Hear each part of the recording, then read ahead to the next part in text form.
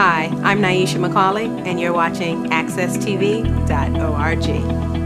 Oh, great, go ahead. No. Listen, you did it. You had the person, you had the vision, you were calm, you had the persistence, and you just happened to find a guy that bought in. Well, I appreciate it. I appreciate it. You made our board chair? I did. Fantastic. I did. All right. But it's you know what though, it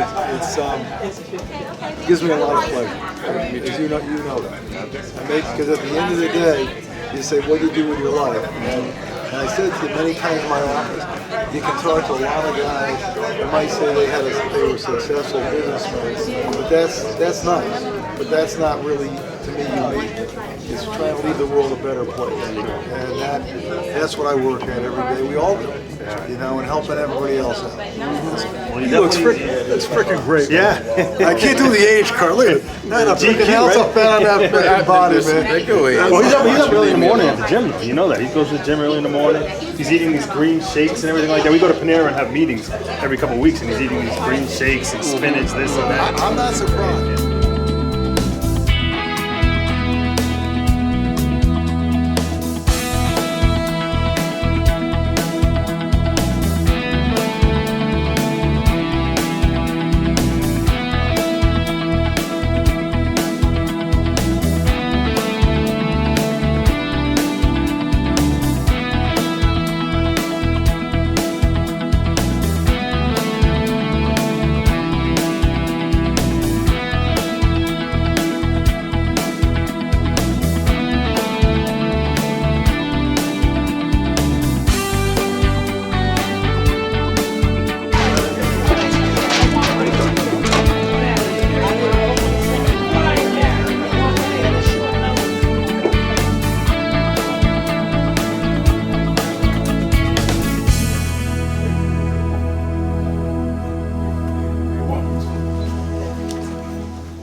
I want to introduce you folks to our board of directors, the chair of our board of Hartford Communities That Care, Mr. Anthony Price. You can just give him a little hand in.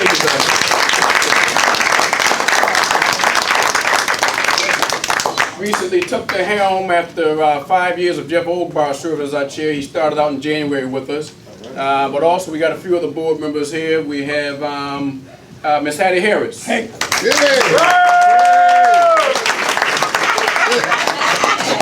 Who that? We got Miss Pat Tyson. Yes. We got Mr. Turner over there. Yes. Hardrick Hill, the funeral guy over there. And we also have Miss Joanne Price. That's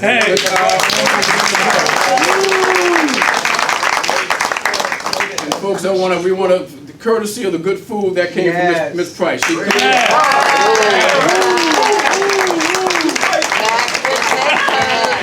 her kitchen. All right. So why don't we just go ahead and get started with the program, and we're going to have a good time here. It's a very, very festive, night. So we're going to go ahead and let Anthony Price kick us off. Thanks. On behalf of the Board of Directors for Hartford Communities That Care, we want to welcome you here today. We're really excited about it. It's an opportunity for you to see the space, and obviously on a daily basis you see the work that Andrew and his staff does helping make Hartford a great community. We know that it already is a great community. Unfortunately, once in a while we hear about bad things that happen in the paper, but tonight this is a reason to be here to celebrate all the wonderful things that are happening here in Hartford. And I'm happy that I can play a small part in helping this organization continue to do the good work that it has been doing.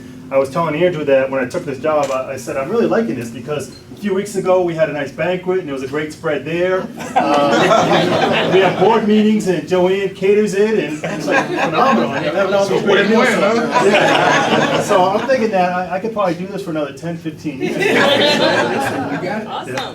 So I'm really excited about the two really important guests that we have. We're all important guests in this room tonight because we're all working to make a difference. But there's two people that have done a phenomenal job, and obviously Carl Hardrick for the work that he's done, as many people know him as Brother Carl.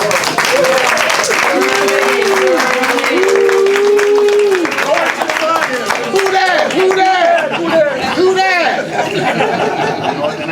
And I was coming in here, I know everyone looked at the awards table over there. I thought I was looking at the Los Angeles Lakers or the Celtics award. This guy basically had, for all the hard work, you've been recognized a lot, and I think this is the last one you've really been waiting for this one, and I know that it's well deserving. Carl is the original Energizer Bunny because he just keeps going year after year, and that's a testament to his hard work, and also to Mr. Jeffrey Hoffman here for his great work in service to the community.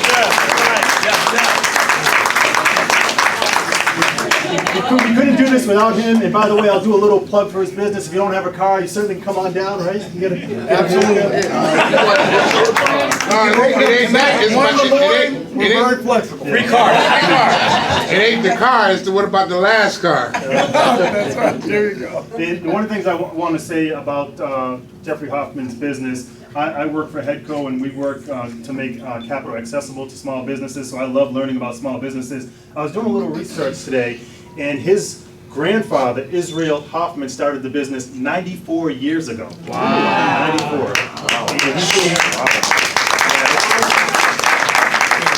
And his business employs 500 people. In a day and age where it's hard to keep a job these days and hard to build a business, he's been doing it for 94 years. His family I look good, right? You don't look Not a day over 93. Come on now. That's old. That's old money. Yeah. And so he's a person that believes, he puts his money where his mouth is. We actually got a van from his business a couple years ago. We ride that around the city with pride. It's helping serve the community. So I think when you have a chance to serve, to work with someone that serves a community, that's where I want to get my business. Someone who's in the community, is working for the community. So without further ado, I know you didn't come here to see me. I'll hand it back over to Andrew, and Andrew can continue the program. Thank you. Thank you, Jeff. Well, just a few acknowledgments. I know that we had Councilman Sean Whitten, who was here. You also had we had Adam Cloud, Treasurer, who was here earlier. We also wanted two other special acknowledgments, folks that have been near and dear to our organization. From the beginning, what folks don't know in terms of the history of when we really started taking off was because of Eddie Perez when he was the mayor of Hartford.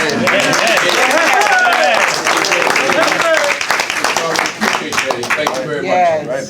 The other key board member who was with us, who's no longer on the board anymore, is Sue Nemitz, who's also a good friend of mine as well. And then our Joe Winch was on the council at the time, even though made her fought like cats and dogs.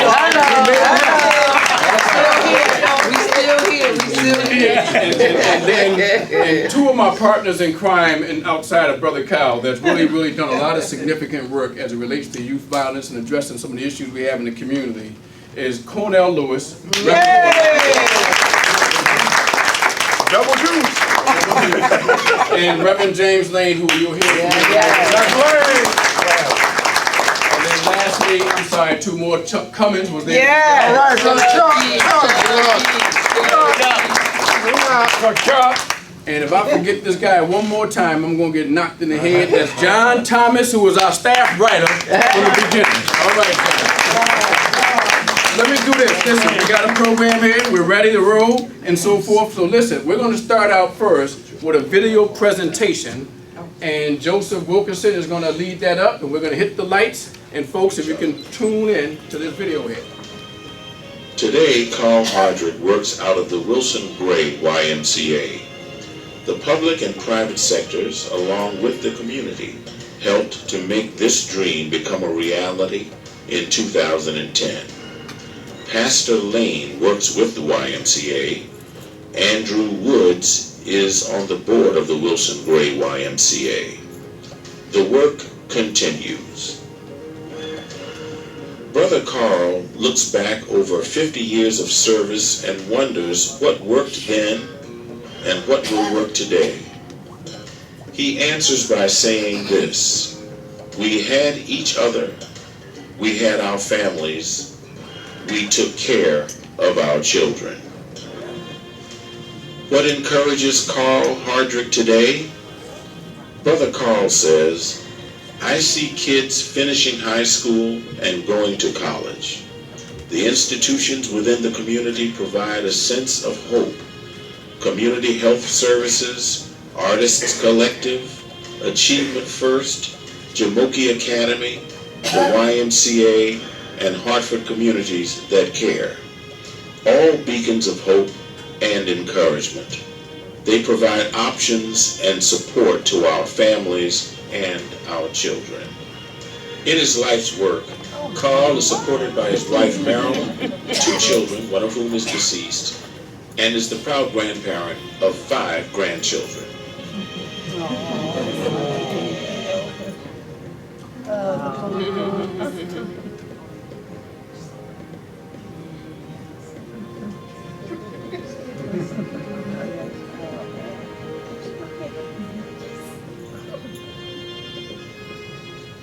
Robert Kennedy once said, "If you have moral courage, you can bend history itself."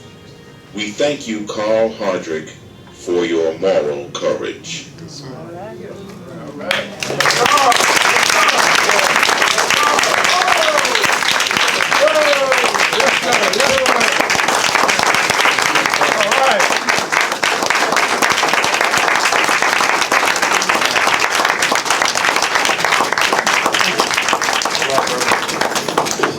Ladies and gentlemen, Mr. Jeffrey Hoffman.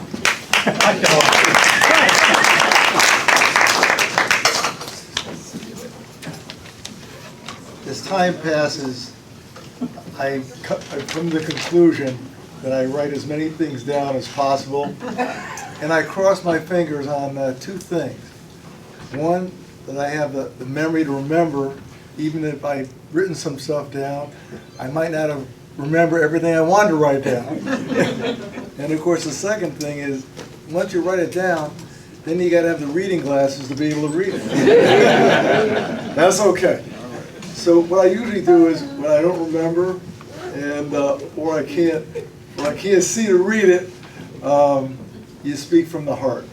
So, because when I always say to my wife and to my kids, when you speak from the heart in life, you can't go wrong. You can't go wrong, because that's how you really feel. I just want to say that I want to say a few things tonight, but it's a real honor for me to be here. It's funny. It can be serendipity or whatever you call it, whatever the right word is. That Carl and I actually, there's nobody in this room other than Carl and I would know how long we've known each other necessarily. Maybe Andrew does, but. Or even how we're connected, but we have a mutual friend, and we've known each other, I would say, for over 30 years, I would say. And it's crazy because here we met the first, I never realized it gets so costly over the years. I met him when we were having a few beers. I'm Brother Carl now. When somebody says Brother Carl, is there anything more harmless? Hey, I'm Brother Carl, you know? We're having a few beers. Here I'm standing here about 30 years later, and we have a good history with Andrew and Carl. But we have a good history, myself, my family, with the YMCA, and for a number of years. And we've got, of course, a really good history here tonight with this new training center. I love that. It's a beauty, and you know, life, things happen in life for a lot of reasons and a lot of ways, but Andrew and Carl Hardrick had this vision on what should be here and what it could play in this community. And this is my first time seeing the new training facility tonight, named after Brother Carl. And I gotta say, as you all know, it's really beautiful. It's a real beauty.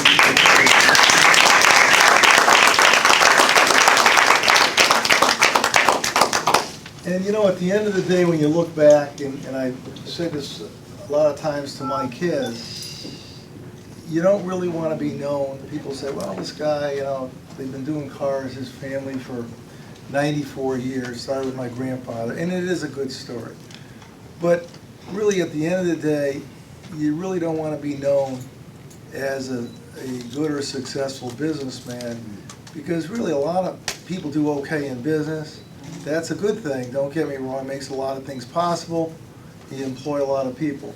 But really, you want to be known to be a good family person, be a good friend, and certainly, most importantly, at the end of the day, to have made a difference.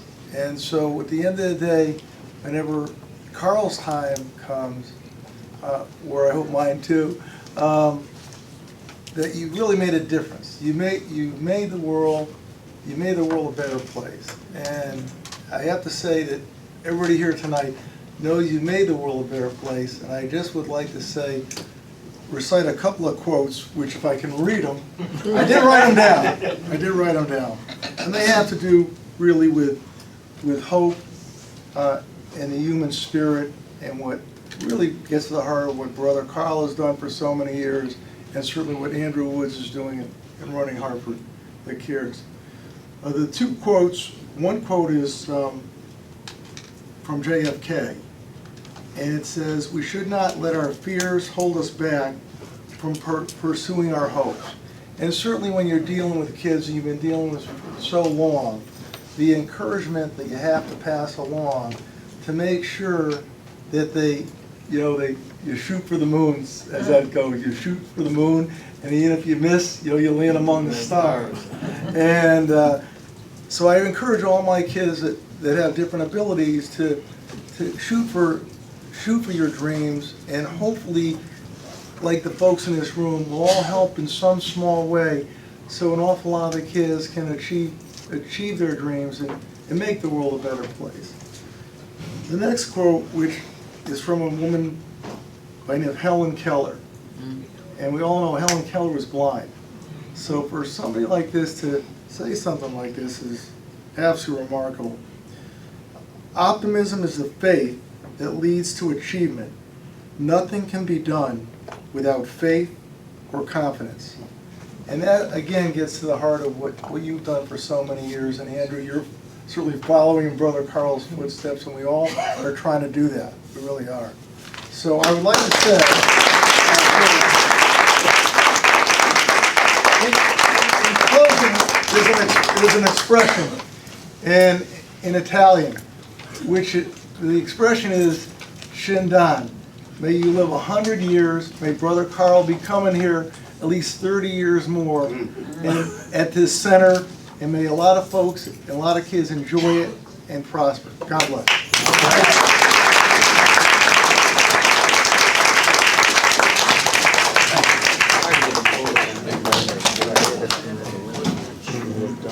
Okay, before I bring up Brother Kyle, there's a few words that I need to and want to say. Is that certainly I want to thank Mr. Hoffman for his generous contribution to establish the center in honor of my mentor, Brother Kyle. Through this gift, we'll be able to provide training and skills building opportunities to youth and families in this area. You might notice on that board right there in front of you, as well as on the other side of the wall, we've actually already started developing the training schedule that's going to take place. And in fact, the first one is going to take place on Saturday, July 18th, and that's actually with the Justice Department to come in and work with us around issues of, believe it or not, rumor control. I'm serious. In the context of dealing with issues such as Ferguson and what gave rise to some issues along those lines, and how we as a community, not waiting on law enforcement, but we as a community stepping up to making sure that we get the tools necessary to make sure that our kids and our families begin to function, or not begin to function in a certain way, but to make sure that we safeguard them from actions they might take that we could have averted, and so forth. And again, that's our responsibility, not waiting for someone else to do that. So the other thing I want to point out is that as I look back on Brother Kyle's legacy, there are very few individuals and families that haven't benefited from his interventions and support. From the kid needing to get his first job, many folks inside this room I'm looking at got their first job from Brother Kyle back in the 60s and 70s. And 70s, folks are talking 70s. Absolutely.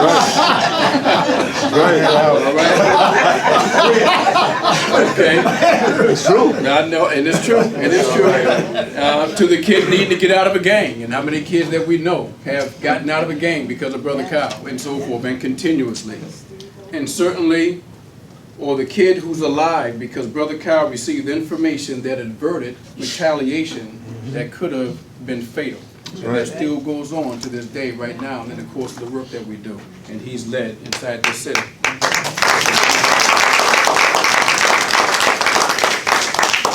So as a mentee of Brother Kyle's, I've learned a great deal about intervening in the lives of young and black and brown youth. And I'll list a few of them here. One, I learned that all youth deserve a chance in life, and several more if required. I've learned to trust and respect the instincts of our young people as they hold the keys to their success, and we just need to give them the resources to succeed. And oftentimes we don't do that. But I've learned in this man right here, if we trust their instincts, we trust their skills, we trust their abilities, we have high expectations of them, and provide them with the resources, they'll be further down the tracks than we'll ever imagine. Mark, you're blowing up over there. I've learned to work intergenerationally to prevent and reduce youth violence in this particular city. And one of the things that always points out is folks know that we have the Nelton Court Housing Project over here. That was one of the last housing projects to go. And essentially what happened is that there was one night Brother Kyle and I was out working, this was 5 years ago, and the bullets were flying. It was around 1, 2 o'clock in the morning. And when we walked inside that project, and those young men came out of the shadows and said, "Who's that?" And Brother Kyle said, "It's Brother Kyle." All of a sudden, the bullets stopped flying. We got access to the families that we were looking to work with, to intervene, to pull a kid out of the gang, the lifestyle and so forth. And what it taught me was this. We went to go visit a grandmother who had been raising her grandchild and so forth. It taught me about the intergenerational importance of what family can play in doing meaningful work in our community. And that's a skill set that Brother Kyle taught me back then that still has relevance today. We cannot forget about the power of the family. And so, Brother Kyle, thank you. And then lastly, I learned never to give up on our young, even though society seems to not prioritize their needs and interests at every turn in the road. Folks, we got to continue to advocate for our children. They face serious, major challenges in society right now, and we can't give up on them, even again when they're not being prioritized. These are the things that at the heart of the work that Brother Kyle has taught me, I continue to manifest in the work, our staff continues to manifest in the work that we do here. So the next voice you'll hear, as they say in the pulpit, at least for now, is Brother Kyle. I love you, so come on up and say a few words.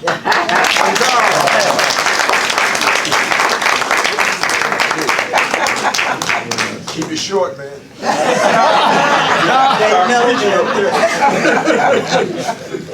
They said, ain't the man, it's the plan. Ain't the rap, it's the map. If you don't know the difference between the floor and the ceiling, you're going to fall on your head. That's right. So, no, I like to thank everybody here, and certainly my family, my sister Eleanor, my sister Ned, my wife, Merlin, my daughter, Malika, my granddaughter, Renee, my brother David, Laura, Charles, the extended family, and Claudette, Daniel, Kelsey, Rodney, and Uncle Bill. How was Charles? So, you know, we always look at what works and why.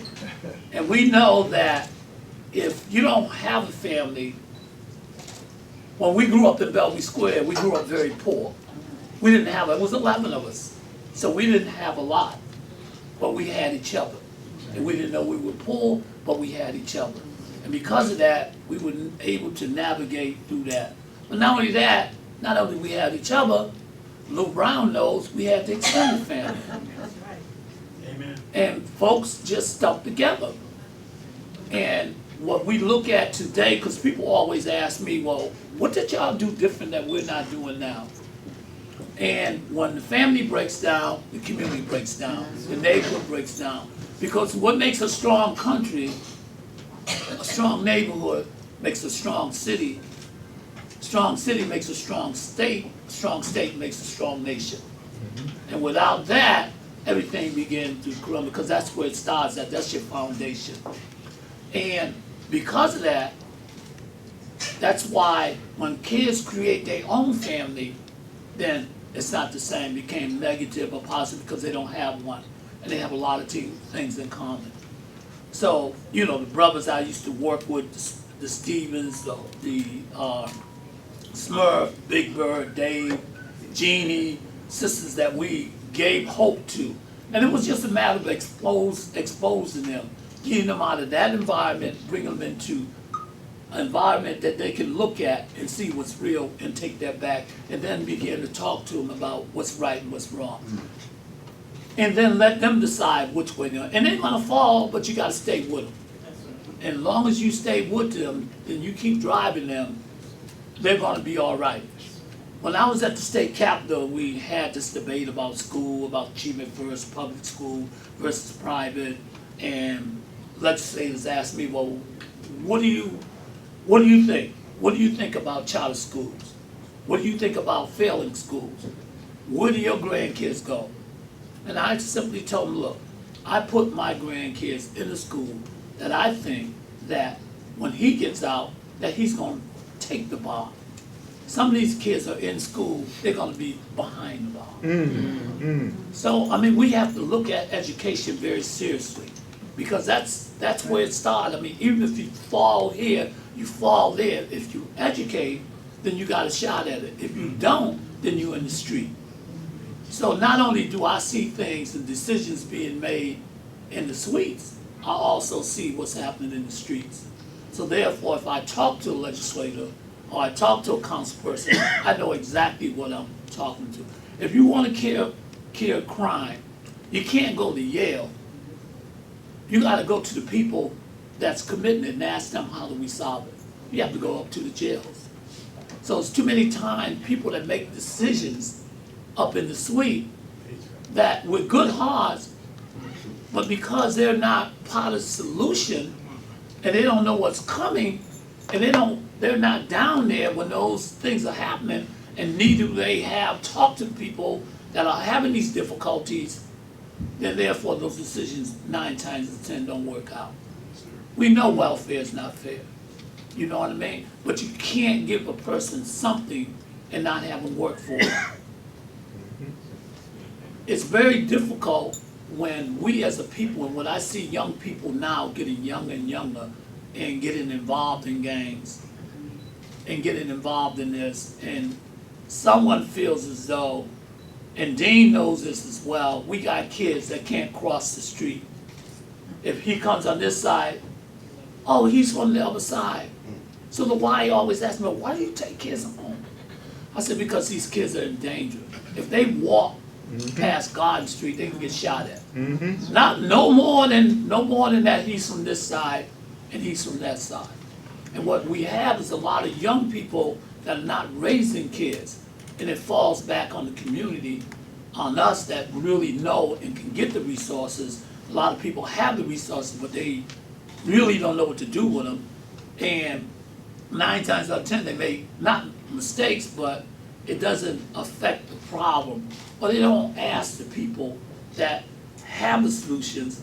They're not at the table making those decisions. They always have people that's making decisions, have nothing to do or have no input or have no conversation to what's going on in the street. So therefore, those decisions don't come out. We have the ability to solve the problem. It's gotta come from us. Those are our children. And even sometimes it can be your own children. We all need help. I might have to ask Chuck to talk to my son, or talk to my daughter. Chuck might ask me to talk to my son, talk to my daughter, because he somehow ain't feeling me. You know, they always say your children are not your children, their life longing for itself. They come through you, but not from you. And though they're with you, yet they belong not to you. You may give them your love, but not your thoughts. You may house their bodies, but not their souls. For their souls dwell in the house to borrow, which you cannot visit, not even in your dream. Well, simply, I might want my son to be a lawyer, but he might turn to be in the street. But we got to count on each other. And what's interesting about the street is that those people that want to do negative, they're like this. But those of us that want to do the right things, we're split. We can't talk to each other. Somebody got some money and we didn't get it. It's hell, boy. It's World War III. I'm the man who got the money. That's right. Preach, Bill. Trigger don't know what he's doing. Yeah. Fund him. Right. I should have got the money, man. But I ain't talking to him no more. Yeah. And you know, we go south on each other real quick. Right. Meanwhile, the street being there like this together, doing all that negative stuff. So, I mean, I certainly thank Mr. Hoffman. I thank Andrew. I thank Chuck. I learned from a lot of people. And people always ask me, how do you know what goes on? And people will tell you what's happening if they trust you. You know? And we need both sides. I mean, we can't work with all cops now. Because Andrew we went up in a building, they had us hemmed up. Like, get over to the side. Shut up. Tired of you damn gang. You like a gang?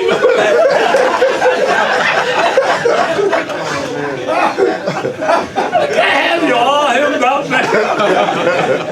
And then Andrew said, I'm going to call the mayor. I'm calling Eddie. I don't care, I'll arrest Eddie. What kind of officer? Oh, man. Yeah, True story, y'all. That's right. and they're trying to break up this big game. We don't dissolve everything. Here they coming in, throwing us against the wall. Golly, man. So you can't work with everybody, but you gotta have trust. You work with who you can. And just those small group of people can make a difference. And that's what we need. We need faith. We need to give back. And we have a lot of intelligent kids in the community. And we just gotta push them. And if they believe in you, and then you believe in them, then you can push them in the right direction. But I wanna thank you. We're gonna make this center work. Andrew, I gotta get key. But we're gonna make this center work. Thank you.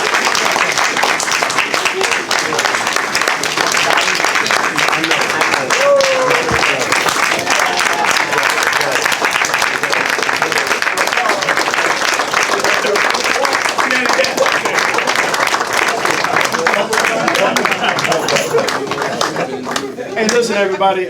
Just remain standing, if you will. You've been sitting for a long time anyway. You know, this is an easy thing for me to do. I love doing these kind of things because it's really about, as we have heard, a good man. Good man. Yes, It's sir. about a good man. And so, while I was sitting and I was hearing what everybody was saying, I wrote something down in regards to the dedication of this building because of this good man. And so, one of the things about Brother Carl that I have always noticed, is that when he's working with folks, he always sees the sunshine and not the shadows about it. And he always sees the opportunities and not the obstacles. I mean, he's a good man. He's a good man. So this is easy for me. So what I put down here is that, Brother Carl, and this center, you do all the good that you can by all the means that you can, in all the ways that you can, in all the places that you can, at all times that you can, and to all the people that you also can. And it's my longing that God may bless you and give you favor to do good as long as you can. You can. Yes, sir. One of the things that you have done and that you continue to do, maybe it's a lesson for all of us. He has this ability to see people better than they see themselves. And those people become transformed into what he sees. So I've always called him in my own mind. I hope he doesn't get offended. He's kind of my Don Quixote. Right. You know, he saw people better than they saw themselves. They were able to become what he saw.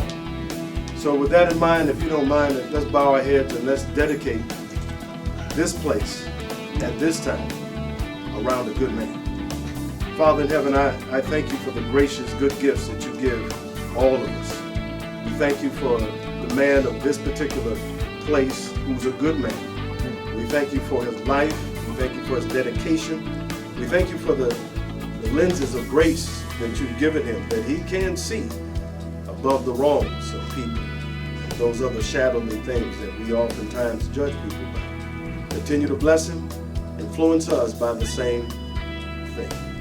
We may not be able to control the wind, but we certainly can control the sails in which way we go. Bless this place, and may kids and others, may they discover creativity, may they discover their purpose, and may they discover a way to serve their community better. Bless us all here today, and continue to bless Brother Carl. In Jesus' name I pray. Amen. Amen. One last thing I'd like to say, because his family is here, and he's got a good family. Proverbs 22:1 says, a good name is more desirable than great riches. Right. A good name is a lot better than silver and gold. You got a good name. Right. God bless you.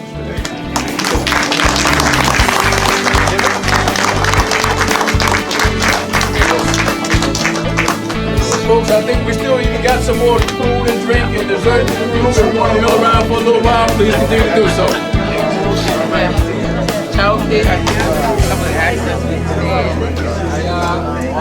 Check it.